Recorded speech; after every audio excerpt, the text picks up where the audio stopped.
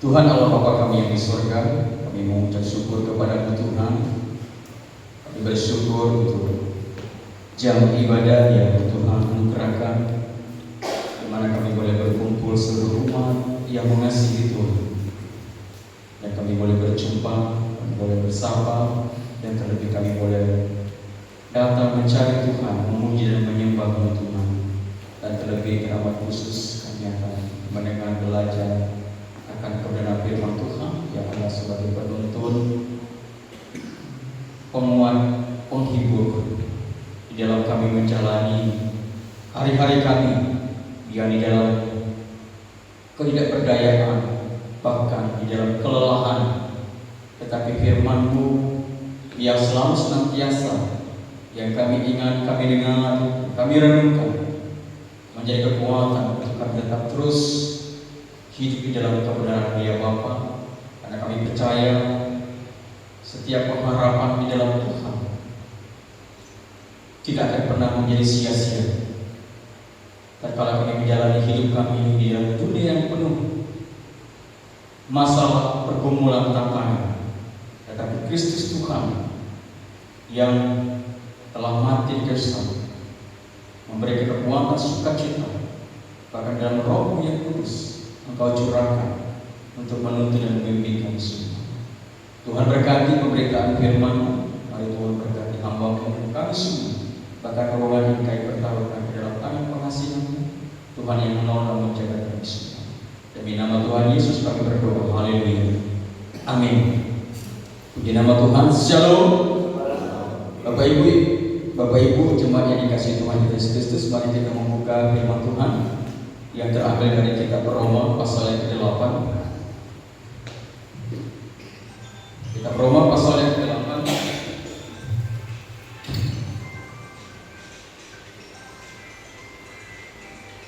ayat 1 sampai ke-17. Kita akan membaca silih berganti. Roma pasal yang ke-8 ayat 1 sampai ke-17.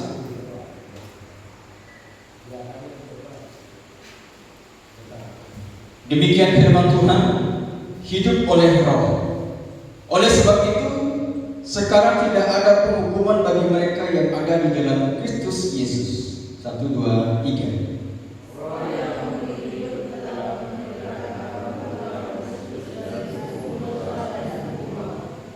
Sebab apa yang tidak mungkin dilakukan hukum Taurat karena tidak berdaya oleh tabiat daging, telah dilakukan oleh Allah dengan mengutus anaknya sendiri dalam daging yang serupa dengan daging yang dikuasai dosa, dan untuk menghapus dosa ia telah menjatuhkan hukuman atas dosa dalam daging.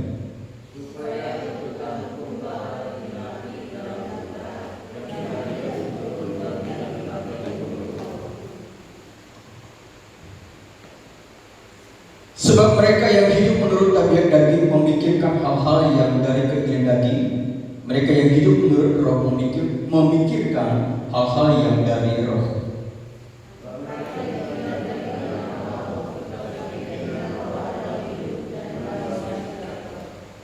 Sebab keinginan daging adalah perseteruan terhadap Allah, karena keinginan itu tidak takluk kepada hukum Allah. Hal ini memang tidak mungkin baginya.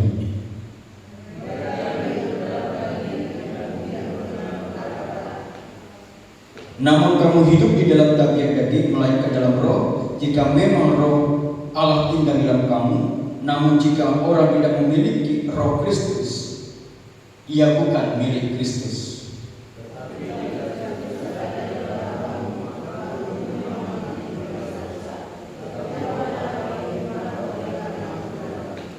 Jika Roh Dia yang telah membangkitkan Yesus dari antara orang mati tinggal di dalam kamu, maka Ia yang telah membangkitkan Kristus dari antara orang mati akan menghidupkan juga tubuhmu yang mana itu oleh Roh-Nya yang tinggal di dalam kamu.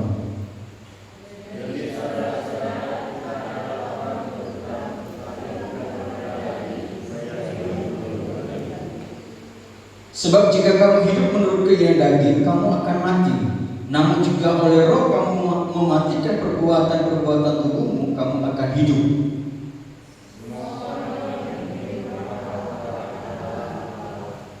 Sebab kamu tidak menerima roh perbudakan yang membuat kamu menjadi takut lagi, tetapi kamu telah menerima roh yang menjadikan kamu anak Allah.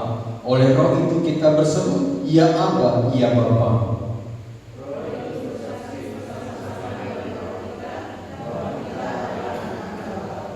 Jika kita adalah anak, kita juga adalah ahli waris. Maksudnya orang-orang yang hendak menerima janji-janji Allah yang akan menerimanya bersama Kristus, yaitu jika kita menderita bersama Dia, supaya kita juga dipermuliakan bersama dengan Dia.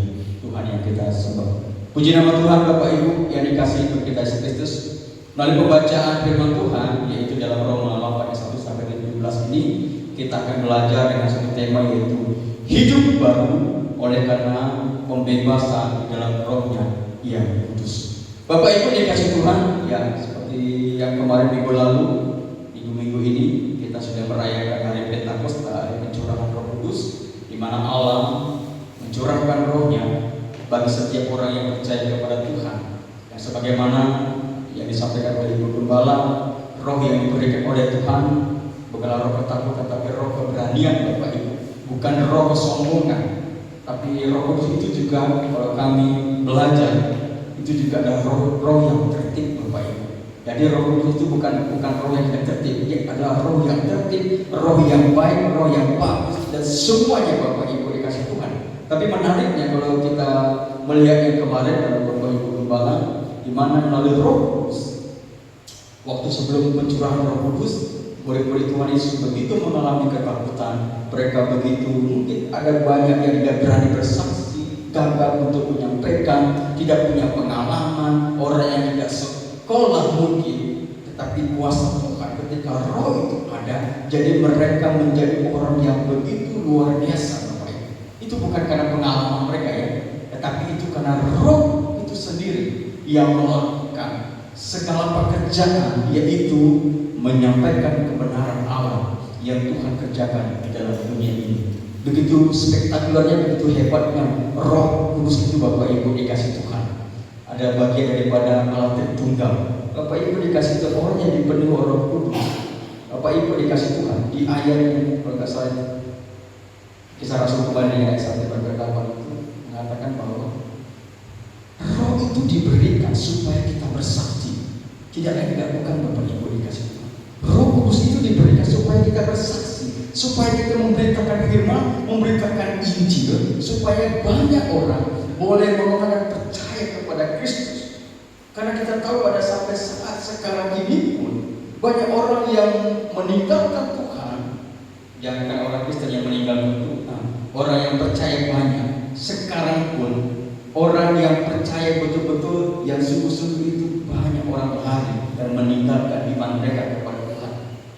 Bahkan kita di zaman media sosial ini begitu cepat sekali mendapatkan informasi yang begitu luar biasa ya. Kalau dulu mungkin kita lama nonton radio, ya mungkin agak lambat kita. Dulu saya suka baca koran, pagi-pagi itu paling suka baca koran. Yang terutama saya baca pasti tentang bola. Setelah tentang bola baru kita. Pokoknya bola itu satu tengah-tengah koran itu, bola itu di tengah-tengah. Jadi sebelum kita kasih pimpinan itu orang, kita ambil itu yang bagian majalah bola yang kita cabut, lepaskan dari ininya. Baru setelah itu kita yang asli itu yang bagian kita pun kasih pimpinan. Karena kita punya pimpinan di Panjang semua dulu, acara tinggal di asrama. Jadi karena kita senang baca bola, berita bola. Sampai sekarang ini saya paling senang nonton berita gitu, daripada saya nonton ya kayak apalah yang begitu jarang saya malah dengerin. Karena lebih sering nonton bola gitu. Apalagi waktu itu karena hobi saya saja ya, senang saya dengan sepak bola Bapak Ibu dikasih. Kembali kepada firman Tuhan.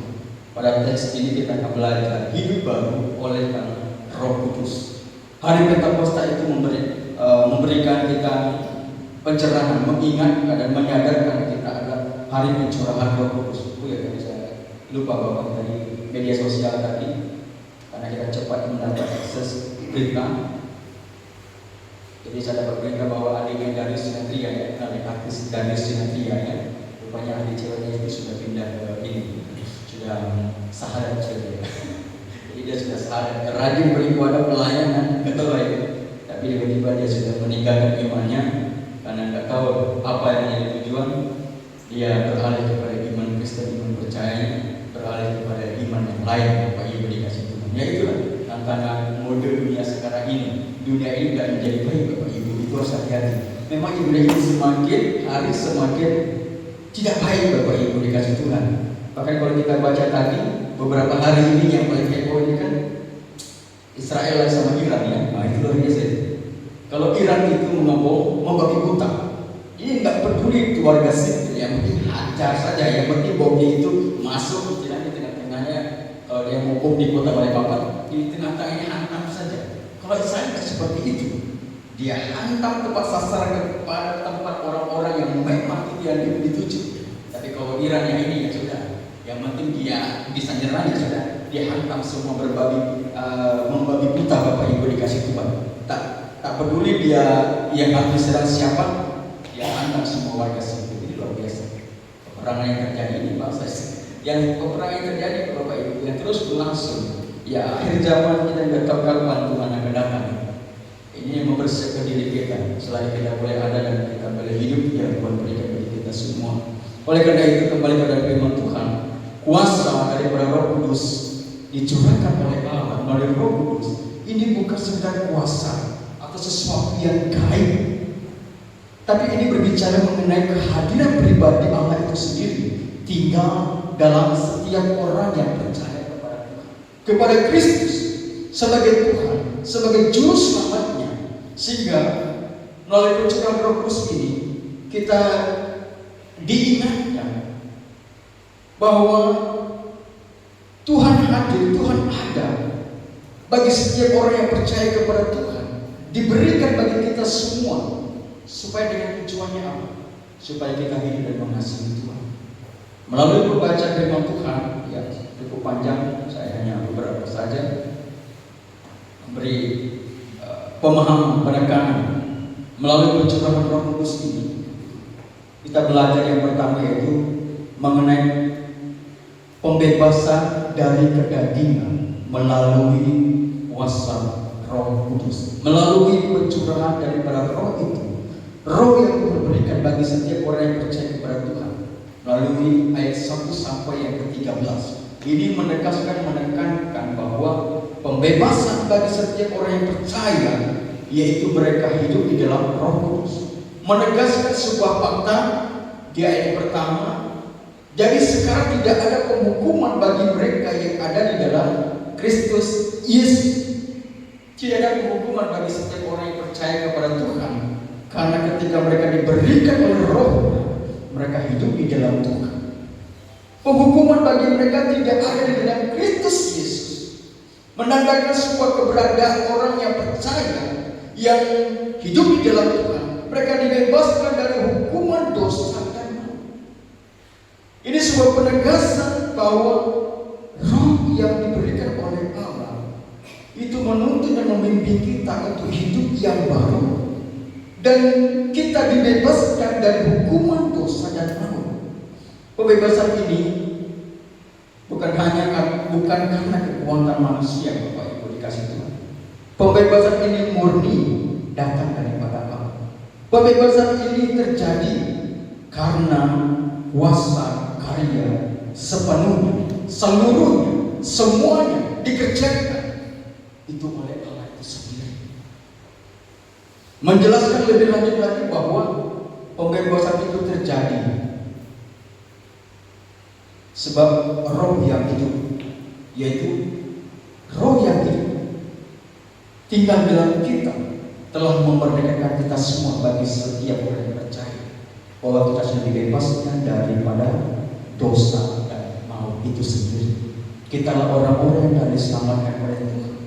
Sebab apa yang tidak mungkin dilakukan secara khusus bahwa dilakukan oleh hukum Taurat karena manusia yang lemah. Bapak Ibu dikasih Tuhan, kalau kita mau ikut aturan hukum Taurat yang diberikan dalam kitab Perjanjian Lama, kurang lebih itu ada 600 aturan-aturan supaya orang hidupnya baik dan berkenan kepada Tuhan.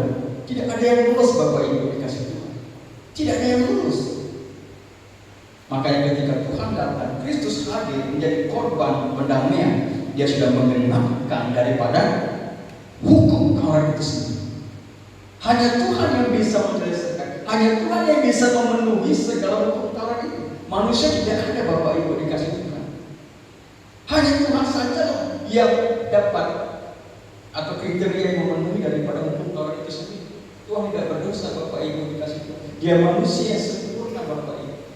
Dia suci, dia kudus ada. Dia melakukan yang mulia, yang ajaib, dia suci, yang benar di hadapan Bapa.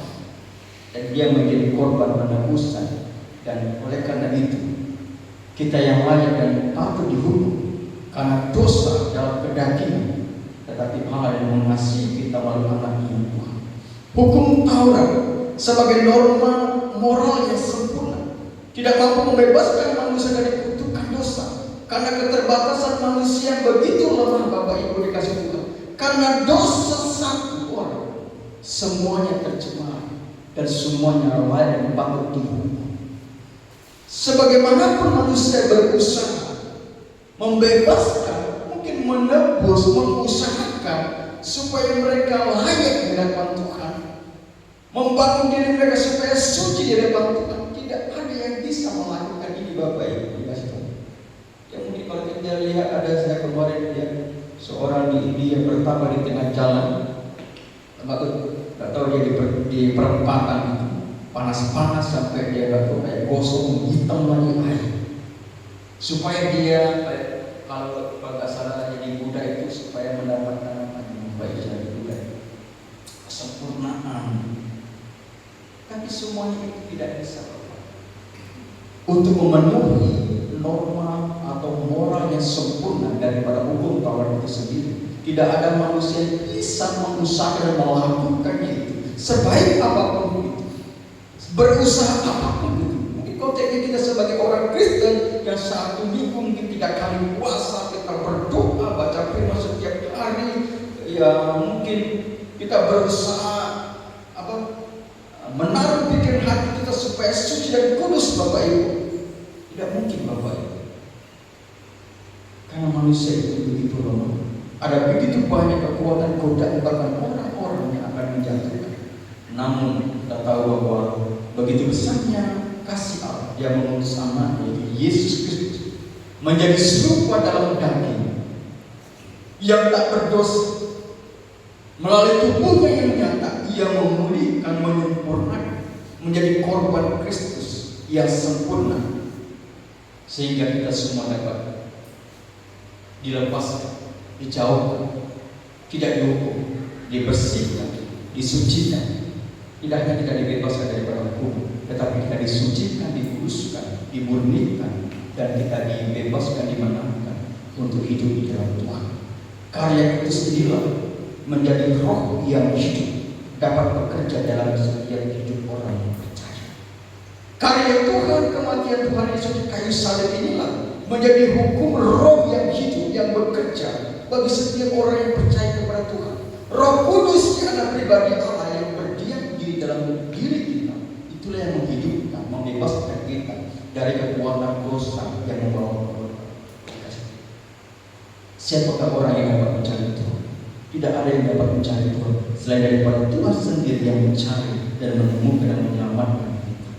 Sehingga dia mengaruniakan roh yang membebaskan kita, membawa kita kepada kehidupan yang bukan hanya sekedar kita mengalami kemenuhan daripada Roh Kudus, tetapi kita diberikan energi, kuasa untuk kita senantiasa merindukan, merasakan kehadiran Allah, dan kita begitu haus untuk kita mencari Tuhan seumur hidup kita, menuntut kita mencari Tuhan seutuhnya, selama-lamanya kita dituntut.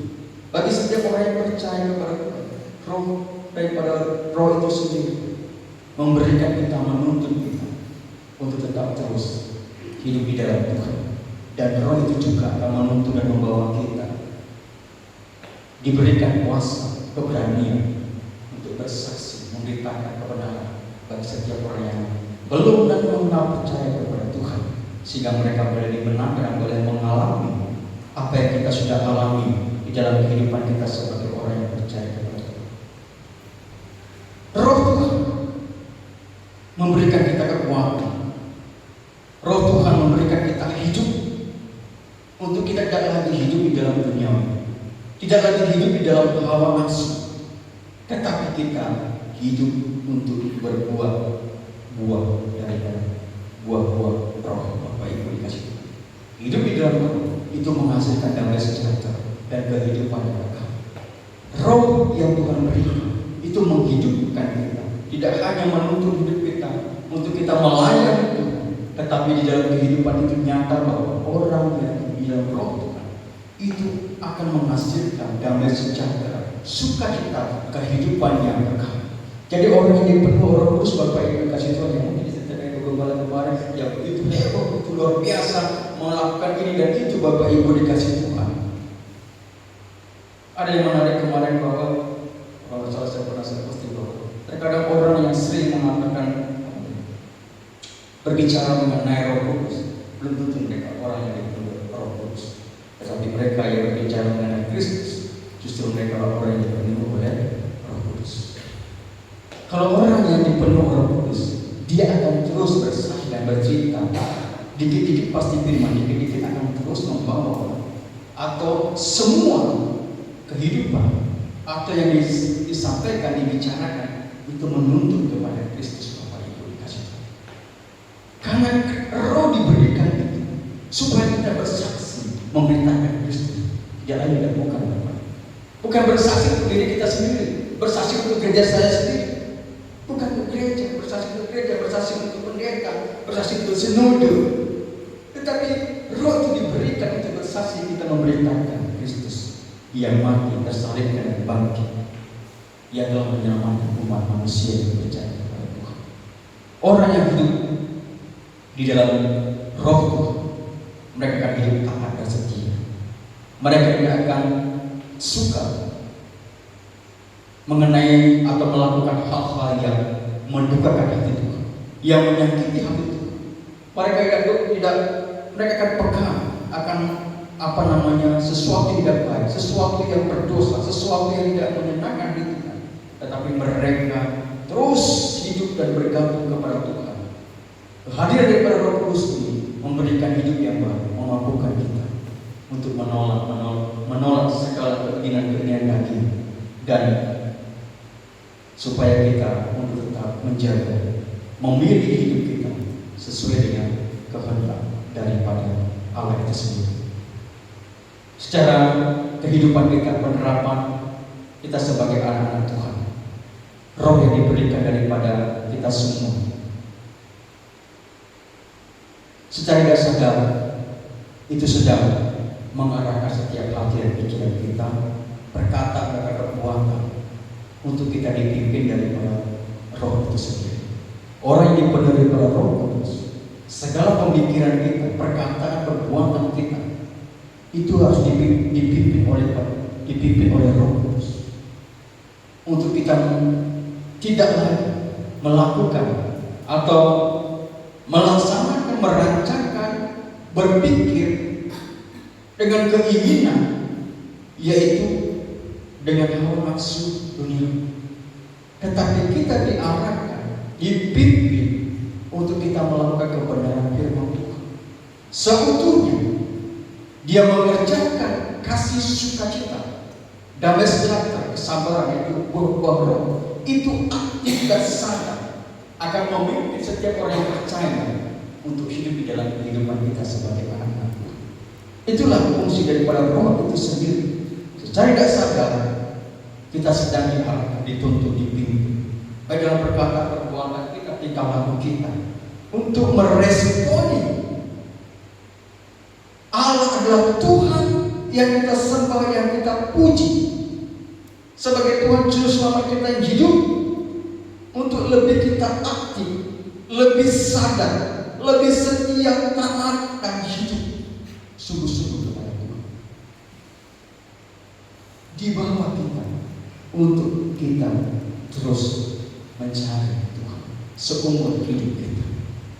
Itu pekerjaan Roh yang memberikan kita penghiburan, Bukan hanya karena kita jatuh di dalam dosa, kita ini dan itu.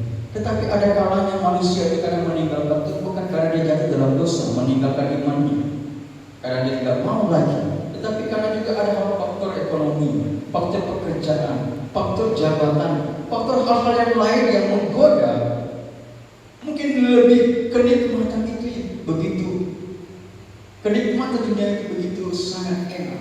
Tetapi mereka lupa akan janji pengharapan yang Tuhan berikan, yaitu kehidupan yang kekal. Mereka sudah gantikan, mereka sudah berpaling, dan itulah fungsi daripada Roh Kudus. Kita diingatkan, kita dikuatkan. Karena banyak orang-orang yang melayani Tuhan, setia kepada Tuhan. Bahkan para pendidik, para misionaris, mereka yang hidup dalam penganiayaan, hidup dalam kesusahan, tetapi mereka tidak bersuka cita, setia dan taat kepada Tuhan. Karena itulah pekerjaan daripada Roh itu sendiri. Justru Bapak Ibu dikasih di dalam penderitaan Roh Tuhan itu akan terasa aktif, mengingat dan sadar, dan kita akan lebih pegang dan kita mau untuk hidup di dalam Tuhan daripada kita hidup di dalam kenyamanan. Karena sukacita bukan sukacita surgawi ya, tapi sukacita duniawi itu menjadi jembatan yang membuat kita terlena dan akhirnya kita pergi dan meninggalkan Tuhan di dalam hidup kita. Dan yang kedua, roh yang diberikan oleh Tuhan itu akan memimpin untuk membangun hubungan yang baik sebagai anak-anak Allah. Karena pekerjaan daripada roh itu sendiri menegaskan kita semua orang yang percaya kepada Tuhan, kita disebut anak-anaknya Allah. Bahkan di bagian pembacaan tadi bahwa kita menjadi ahli warisnya Tuhan, ahli warisnya kerajaan Allah. Kita dipimpin, ini menunjukkan bahwa Roh Kudus dan orang percaya yang tinggal di dalam kita, tidak hanya dia tinggal, tetapi dia sedang mengaktifkan pikiran kita, hati kita, mengarahkan kita, membimbing untuk kita hidup di dalam Tuhan. Oleh karena itu, anak-anak Allah tidak perlu lagi takut di dalam kita menjalani berbagai gejolakan, masalah, pergumulan, tantangan yang begitu luar biasa. Tetapi jika ada Roh Tuhan, itu adalah menjadi berkat sukacita yang begitu luar biasa. Karena kita tahu di dalam pengharapan ini kita akan mendapatkan sesuatu yang kekal nanti, karena kita berjumpa dengan Bapa kita di surga. Daripada kita memegang pengharapan kita di dalam dunia ini, yang pada akhirnya itu semua akan kita tinggalkan, Bapak Ibu. Semua kekayaan, kuasa atau apapun di dalam dunia ini, semua itu akan kita tinggalkan dan tidak ada artinya ketika kita sudah ada di bawah yang lahan ya, Bapak Ibu dikasih Tuhan. Jabatan itu semua tidak ada artinya, Bapak Ibu semua. Tetapi ketika kita memegang pengharapan kita, iman kita, di mana Roh Kudus mengaktifkan, memimpin kita untuk hidup keintiman di dalam Tuhan kita Yesus Kristus. Ini menandakan hubungan personal yang penuh kepercayaan, kasih antara kita Bapa melalui Roh itu sendiri. Roh Kudus memberikan penguatan batin. Ini penting Bapak Ibu. Roh Kudus itu memberikan penguatan batin dan memberikan kesaksian bersama di dalam Roh ini bahwa kita adalah anak-anak Allah. Jadi Bapak Ibu dikasih Tuhan, baik kita tentu tidak hanya sebagai orang tua, tapi anak muda juga yang pada hari ini zaman yang sudah begitu modern, ada banyak orang-orang membangun diri mereka, identitas diri mereka, membangun identitas yang salah. Harus kita sadar, baik anak muda kita semua orang yang percaya, identitas kita adalah bahwa kita adalah anak-anak Tuhan. Tidak ada yang tidak bukan. Kalau orang mengatakan kamu ini dan itu, kamu punya kekurangan ini, kamu ini dan itu, Bapak Ibu, silakan orang berkata. Tetapi ingatlah, engkau sudah ditebus, engkau sudah dikasihi, engkau sudah diselamatkan, bahkan Tuhan sudah mengangkat engkau menjadi anak-anak Allah. Jadi tidak perlu kita khawatir dengan apa yang menjadi hal-hal yang mungkin akan menyakitkan kita. Sebagai anak-anak Tuhan, kita, iman kita, hidup kita, diri kita itu harus dibangun atas dasar identitas kita di hadapan Allah, bahwa kita diakui oleh Allah, diakui oleh Tuhan. Itu jauh lebih penting. Pengakuan Tuhan, pengakuan Allah itu jauh lebih penting daripada kita mendapat pengakuan daripada orang lain. Karena pengakuan orang lain, ya mungkin itu sesuatu yang baik, kita senang. Siapa yang tidak mau dipuji.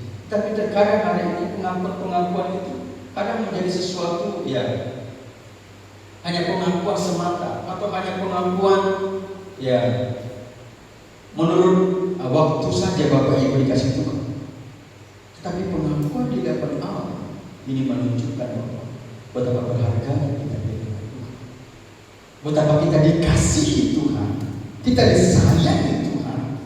Apapun itu, sekalipun engkau berdosa, engkau melakukan kesalahan, mungkin orang lain menghakimi engkau, tetapi Allah datang menjumpai, mengulurkan tangan, Dia mengasihi dan memeluk. Bapak Ibu dikasih Tuhan, kebenaran inilah harus menjadi kekuatan dalam kita menjalani kehidupan kita, dan ini harus menjadi kekuatan batin yang akan memberikan kita kekuatan kita melangkah di dalam setiap kehidupan kita. Karena kita tahu dalam setiap kehidupan kita sebagai manusia ada banyak pergumulan, ada banyak keputusasaan dalam kehidupan kita sehari-hari. Bahkan kita mengalami mungkin ya kita jenuh dengan kehidupan Kristen kita, orang yang percaya kepada Tuhan. Tapi ini penting, Roh Tuhan selalu mengingatkan, Roh Tuhan selalu memberikan kita kekuatan bahwa kita adalah anak-anak Tuhan. Kita adalah sebagai ahli warisnya, yang berarti kita semua orang yang percaya kepada Tuhan. Tetapi ahli waris di sini Bapak Ibu dikasih Tuhan dijelaskan di ayat 17, jika kita adalah anak, kita juga adalah ahli waris. Maksudnya orang-orang yang berhak menerima janji-janji Allah akan menerimanya bersama Kristus. Ahli waris itu kok Bapak Ibu dikasih Tuhan. Kalau kita renungkan di sini, kalau ahli waris, kalau saya punya orang tua, atau dia ada kasus saya jadi warisan. Walaupun karena saya bercanda sama bapak saya, ini tanah saya, bapak saya cabut dengan bercanda saya. Karena di atas saya ada laki-laki juga dua nih, mesti. Jadi daripada pertengkaran, bercanda peduli kan. Karena saya suka bercanda dengan bapak-bapak saya. Mungkin saya yang paling suka bercanda dengan bapak saya. Tadi ini dekat.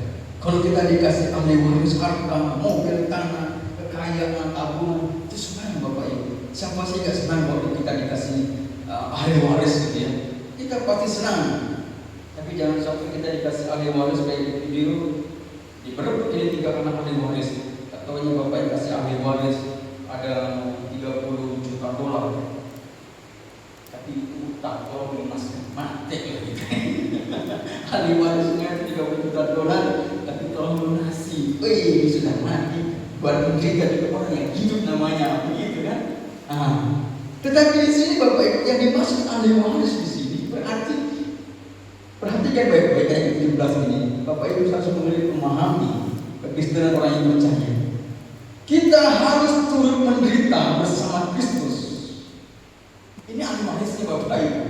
Ini bukan saya mengatakan, Bapak Ibu bisa baca. Kalau orang yang khotbah teologi kemakmuran yang soalnya soal mujizat, soal kesembuhan, soal kekayaan, kita akan suka yang bicara seperti ini.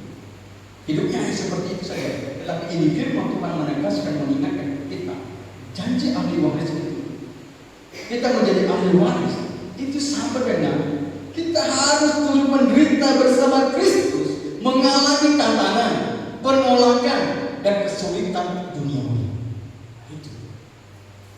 Tuhan bagaimana nih masa ahli waris kita sebagai anak Tuhan kok dikasih tantangan, penolakan, kesulitan dalam dunia. Tapi inilah ahli warisnya anak-anaknya Tuhan, orang-orang yang percaya kepada Tuhan. Mereka akan siap menderita, mereka akan siap mengalami penolakan, siap mengalami kesulitan duniawi. Tapi bukan berarti kita terus-terusan kita mengalami tantangan, penolakan, kesulitan, bukan berarti Tuhan tidak ada. Itulah Roh Kudus diberikan, yang memberikan kepada kita supaya batin kita tetap sukacita walaupun kita begini begitu, ada masalah dan ini dan itu, punya kekurangan. tapi batin kita tidak merasakan sukacita karena Roh itu sendiri memberikan penguatan dan menuntun kita. Makanya tidak heran banyak penginjil para misionaris pergi melayani, bahkan orang-orang di luar Amerika itu banyak dulu menjadi orang mereka dari keluarga yang kaya tapi pergi ke pedalaman untuk apa? Menjaga suku-suku yang hidup dalam menyembah patung, menyembah pohon. Makanya Injil bisa diberitakan. Itulah sukacita mereka. Sukacita itu seperti kita memenangkan satu jiwa. Seluruh malaikat itu bergoyang. Jiwa dimenangkan itu sukacita luar biasa, Bapak. Tetapi bukan hanya itu, Bapak. Ahli waris. Memang kita sebagai orang percaya akan mengalami tantangan, penolakan, kesulitan, dan itu yang dialami. Itu yang dialami Kristus terlebih dahulu, kan begitu. Sebelum dia mati di kayu salib, murid-murid itu meninggalkan dia, orang-orang dia asli kampung di sana ditolak. Luar biasa Bapak Ibu. Tetapi tidak hanya sampai di sana, tetapi janji pemulihan, kemuliaan bersama Kristus di masa yang akan datang. Itulah yang menjadi pengharapan yang tetap teguh sampai selamanya. Ini yang menjadi pengharapan sukacita anak Tuhan. Walaupun kita menderita di dalam dunia ini, kita melayani banyak pergumulan, tantangan. Bukan berarti kita sedang mencari masalah di dalam dunia ini, tapi kita memberitakan salah, memberitakan kebenaran, hidup dalam memuliakan Tuhan. Begitu tidak mudah, tapi Roh Tuhan memberikan kekuatan. Tapi itu orang yang percaya harus siap menderita, harus siap pikul salib. Ya, karena banyak orang tidak mau pikul salib jadi orang Kristen. Nah, ini dipertanyakan. Orang Kristen, orang percaya harus siap pikul salib, bukan lagi pikul salib seperti Arthur ya. Saya marah-marah dari ada pikul salib ini. Kalau Pak Margit bilang, dia juga usah di stasiunnya bilang, saya sering khotbah tentang Kristus, tapi saya tidak pernah pikul salib. Justru Arthur yang sering pikul salib. Jadi itu ketika dia ngomong itu sesuatu yang menyentak di hati kita ya, orang percaya. Karena kita menyampaikan kebenaran, kita menyampaikan kepada orang yang benar dan hidup, tapi kita tidak siap menderita, itu kan jadi masalah. Jadi kita sebagai orang percaya harus siap menderita, siap pikul salib, siap karena kita mengasihi Tuhan. Yang terpenting karena kita siap untuk mengasihi Tuhan. Apapun itu. Karena Bapak Ibu akan pegang Roma 8 ayat 17b sampai ayat c memberikan pengharapan yang teguh. Engkau akan masuk dalam kerajaan surga. Semua dalam dunia ini yang begitu luar biasa itu tidak ada artinya. Emas itu saya nggak tahu di surga ini karena saya belum sampai di surga itu. Tapi saya dengar saja. Tapi di akhirnya yang begini dikatakan jalannya itu seperti emas, seperti emas. Jalannya itu emas, Bapak. Artinya apa? Jadi kalau kita nanti masuk surga bukan cari emas di sana. Jadi kalau jalannya itu emas, jadi Bapak Ibu, kita harus punya pemikiran seperti ini. Kalau jalannya itu emas di surga, kalau emas dalam dunia ini begitu berharga bernilai, jadi barang emas di surga itu tidak ada artinya. Itu di surga kalau jalannya emas itulah pemahaman yang saya dapat. Di surga itu emas dari mutiara intan permanenkan. Batu bara apa? Batu bara ada. Itu apa batu bara? Di dunia memang kita mau emas kan, bukan emas Jawa ya bodirannya. Kalau ya setiap orang ada punya kekasih yang beda-beda. Tapi yang saya maksud ini emas bakaran ini kan, kalau saya dikasih emas bakaran boleh. Saya nggak tahu saya pikir-pikir mau kemana saya. Kayak saya mau lancolan ke Indonesia lah ya. Saya nggak mau ke Israel. Lagi perang sebenarnya. Ada saya ke sana mati dulu deh. Kan gitu. Saya lebih suka ke Eropa saja. Nggak suka saja ke Israel. Jadi barang yang begitu berharga di dunia ini, di surga itu menjadi barang yang tidak tinggi. Karena nilai yang terbesar, sukacita terbesar. Karena kita berjumpa dengan Bapa kita di surga. Itulah sukacita terbesar nanti. Tidak ada pergumulan atau apa. Kita tidak lagi menginginkan hal-hal yang dunia itu. Tidak ada Bapak. Yang kita inginkan adalah kita berjumpa. Kita ada bersama dengan Bapa. yang di surga. Oleh karena itu Bapak Ibu dikasih Tuhan, pengharapan kita apapun kita akan menemui. Pengharapan kita hanya sama. Bagi setiap orang yang percaya dan setia kepada Tuhan, kita akan tinggal bersama dengan Bapa kita di surga. Hari Pentakosta itu memperingati hari pencurahan dari Roh Kudus. Para rasul lebih dahulu melakukan, merayakan, melayani dengan penuh sukacita. Mereka dituntut, dipimpin, bahkan mereka dipakai dengan luar biasa karena mereka dipenuhi dari Roh Kudus sendiri. Bapak Ibu dikasih Tuhan, orang yang memiliki pengalaman kalau Roh Kudus ada tinggal diam dalam hidup mereka kan dipakai luar biasa Bapak Ibu. Pasti mereka dipakai luar biasa Bapak Ibu. Sekalipun kita tahu bagaimana kisah-kisah buat Tuhan Yesus, ketika mereka dicurahkan dari Roh Kudus, mereka bersaksi. Bahkan Petrus berkhotbah, banyak orang-orang yang bertobat 3.000, bahkan lebih daripada itu. Ini bukan hanya kuasa yang kita cari secara intelektual, kuliah atau bagaimana Bapak Ibu, tapi yang terpenting ini lagi bicara hati, hidup dalam kekudusan, hidup dalam ketaatan, kesetiaan. Dan saya jumpai orang-orang yang seperti ini adalah ketika saya punya kakak tingkat yang saya pernah cerita, mereka tidak bisa berbuat apa-apa, mereka hidup di dalam kemiskinan, begitu hidup dalam ketidakmampuan. Tapi dia kalau berdoa, jangan main-main. Biasa doanya, dan hari ini dia bisa melayani dengan berkat rahmat kuasa Tuhan yang bekerja melalui pelayanan itu sendiri. Tuhan memakai dia untuk melayani.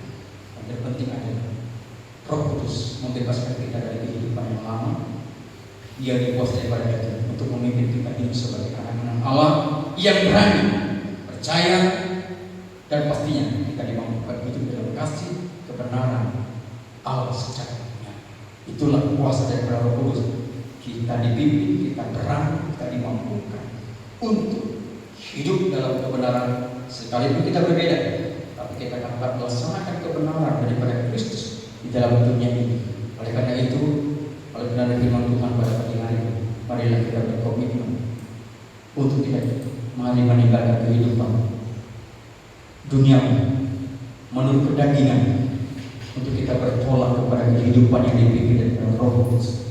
Mari kita izinkan kita berdoa mengarahkan hati kita, setiap hati kita, pikiran kita, untuk kita dipimpin daripada Roh Kudus setiap saat, setiap waktu, sehingga Dia Tuhan Allah yang memberikan damai sukacita, jaminan kehidupan yang kekal akan senantiasa terus dipermuliakan dalam setiap kehidupan kita, dalam pribadi kita, pekerjaan, pelayanan, keluarga, bahkan gereja Tuhan akan semakin dipakai Tuhan untuk memuliakan Tuhan kita Yesus. Kita berdoa.